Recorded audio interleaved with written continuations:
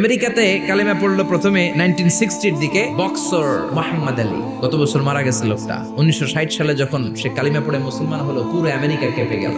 এরপর মুসলমান হলো নীল আর্মস্ট্রং এক বছর পর। 1969 চাঁদে গেল, চাঁদ ফাটা দেখা নসিব খুলে গেছে। পৃথিবী এসে 1970 সালে কালিমা পড়ে মুসলমান। আমেরিকায় আরেকটা ধাক্কা লাগলো। এরপরে মুসলমান হলো ডক্টর মরিস বুকাইলি। পুরো ইউরোপ কেঁপে গেল, কারণ উনি ফ্রান্সের সার্জন ছিল। পুরো ইউরোপটা কেঁপে গেল।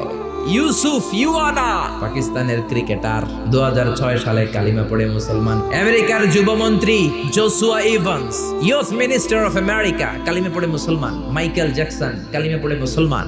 মানিকারে হামারতিরাজ তামিল নায়িকা কালিমা পড়ে মুসলমান। মুসলমান হওয়ার পরে নাম রেখেছে রাহিমা। সাউথ আফ্রিকার অবিসংবাদিত নেতা নেলসন ম্যান্ডেলার আপন নাতি, গত বছর 2016 সালে ওর নাম ম্যান্ডেলা, কালিমা পড়ে মুসলমান। টনি ব্লেয়ারের আপন শালী লরেন বুথ, মিডিয়া কর্মী, কালিমা পড়ে মুসলমান। চিল্লায় এখন আল্লাহু আকবার।